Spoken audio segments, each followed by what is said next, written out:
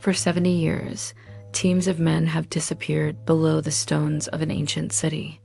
They tunnel, they pry, they light lamps in caverns carved under sacred ground, searching for a proof, a treasure, a promise. But after decades of digging beneath one of the most disputed places on Earth, no single stone of the thing they seek has been found. So why do they keep digging? Since 1967, dozens of shafts and tunnels have been bored beneath and around the old city. Names appear on maps and in travel guides. The Pilgrim's Road Tunnel, the Western Wall Tunnel, archaeological parks that promise you'll walk where kings once walked. Excavators and tour operators describe discovery after discovery. But when independent archaeologists study the layers, many finds are assigned to Roman, Byzantine, or Islamic periods, not to the era that excavators claim. On one side of the story is archaeology, soil layers, pottery shards, coins, science. On the other side is a story of conviction that a ruined temple, a set of lost artifacts, or a buried cornerstone will one day be proof of a timeline foretold in a doctrine of the end times. Those two worlds sometimes collide. Stories about Solomon's treasures have circulated for generations, taken to Egypt, hidden in Africa, secreted away in Yemen, even lifted straight from works of fiction published in the 19th century. Each theory has its followers and its believers, but almost none have verifiable evidence. Yet one modern development pushed these ideas from fringe curiosity to mass conviction. A set of published interpretive notes, added to a widely read Bible translation by an American author, interpreted biblical events as a literal countdown to a climactic future.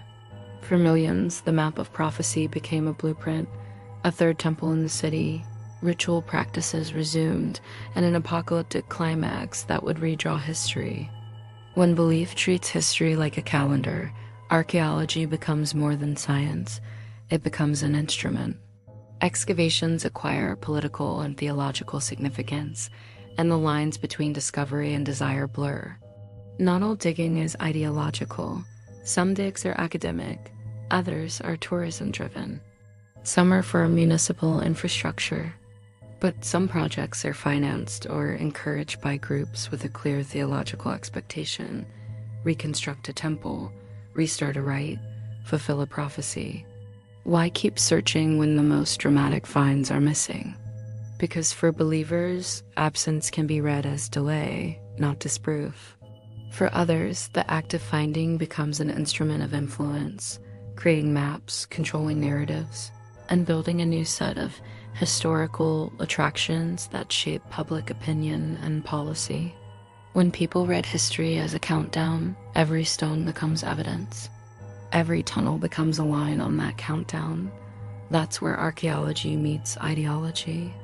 At the heart of it all is a theological engine, a specific reading of prophetic texts that turns geography into destiny. That engine produces certainty. A temple must be rebuilt. The signposts will appear in the city. For outsiders who do not study the creed, this certainty is difficult to grasp. It's not a land dispute alone, it's an itinerary of the end. This theology also mobilizes people, donations, political lobbying, educational programs, and a thirst for tangible proof.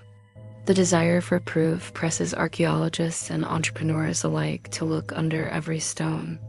Archaeology is patient work, stratigraphy, carbon dating, peer review.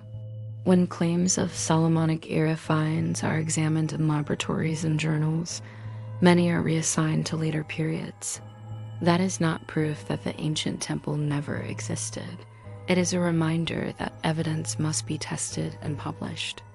So far, despite repeated searches and sensational announcements, no decisive Solomonic cornerstone or hoard has surfaced that withstands critical scholarly review.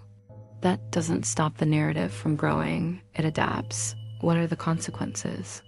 For residents, everyday life is affected by tunnels, tourism flows, and the political weight of archaeological narratives. For religious communities, the search for relics feeds both hope and fear. For the world, the interplay of belief and excavation shapes headlines and policies. So why do they keep digging? Because for millions, the ground is not merely stone. It is a stage on which a sacred future might be proven. Because belief can turn any absence into an appointment for discovery. Because political and economic incentives follow the promise of a revelation. And because, as this story shows, to understand a conflict, you often must first understand the creed that frames it. If you take one thing away from this video, let it be this. Study the ideas behind the story, not only the story itself. When you understand the theology and the timeline, you will see why certain places are dug, why certain narratives are amplified, and why the stakes feel so high to so many people. Thanks for watching.